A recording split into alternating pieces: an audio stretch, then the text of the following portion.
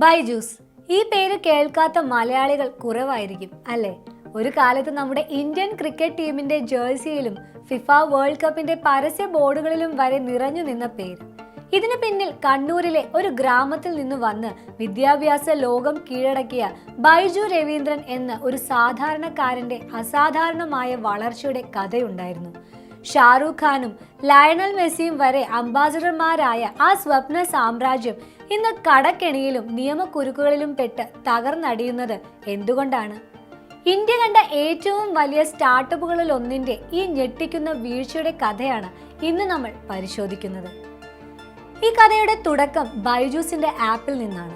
കണക്കും സയൻസും ഒക്കെ കുട്ടികൾക്ക് ഇഷ്ടപ്പെടുന്ന രീതിയിൽ കളികളിലൂടെയും ആനിമേഷനിലൂടെയും പഠിപ്പിച്ചു കൊടുത്തപ്പോൾ സംഭവിച്ചത് ഒരു വിപ്ലവം തന്നെയായിരുന്നു.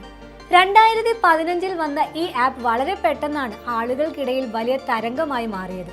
പക്ഷെ ഈ മികച്ച ഉൽപ്പന്നം വിൽക്കാൻ അവർ ഉപയോഗിച്ച വഴികളാണ് പിന്നീട് കമ്പനിക്ക് വിനയായത്.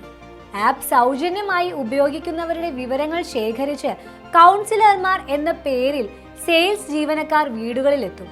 നിങ്ങളുടെ കുട്ടിയുടെ ഭാവിയെക്കുറിച്ച് ആശങ്കയില്ലേ എന്നൊക്കെ ചോദിച്ച് രക്ഷിതാക്കളുടെ പേടിയെ ഒരു കച്ചവട തന്ത്രമാക്കി മാറ്റി.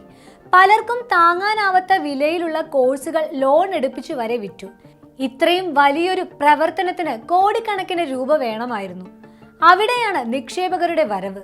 ഫേസ്ബുക്ക് സ്ഥാപകൻ മാർക്ക് സക്കർബർഗിന്റെ കമ്പനി വരെ പണം മുടക്കിയതോടെ ലോകം മുഴുവൻ ബൈജൂസിനെ ശ്രദ്ധിച്ചു. പണം ഒഴുകിയെത്തിയപ്പോൾ വളർച്ചയുടെ വേഗതയും കൂടി.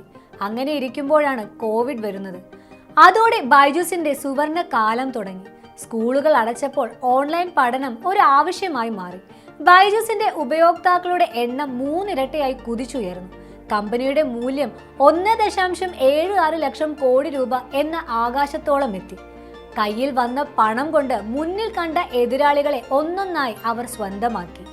Akash institute, white hat junior, അങ്ങനെ പല പ്രമുഖ സ്ഥാപനങ്ങളും ബൈജൂസിന്റെ ഭാഗമായി.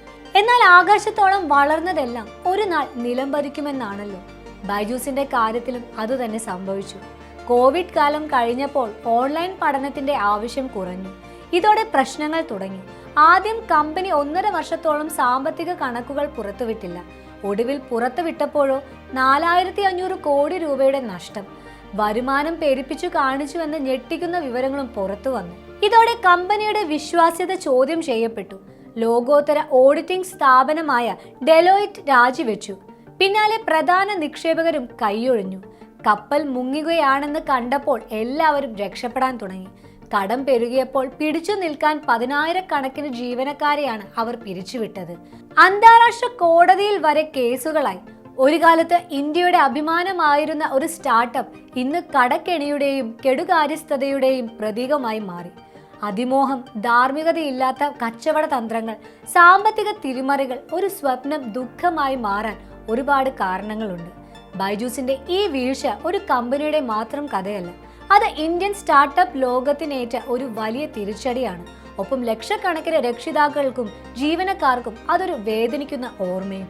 വളർച്ചയുടെ കൊടുമുടി കയറുമ്പോൾ അടിത്തറ ബലമുള്ളതാണോ എന്ന് ഉറപ്പുവരുത്തണമെന്ന വലിയൊരു പാഠമാണ് ബൈജൂസ് നമുക്ക് നൽകുന്നത്. ഈ വീഡിയോ നിങ്ങൾക്ക് ഉപകാരപ്രദമായെന്ന് വിശ്വസിക്കുന്നു.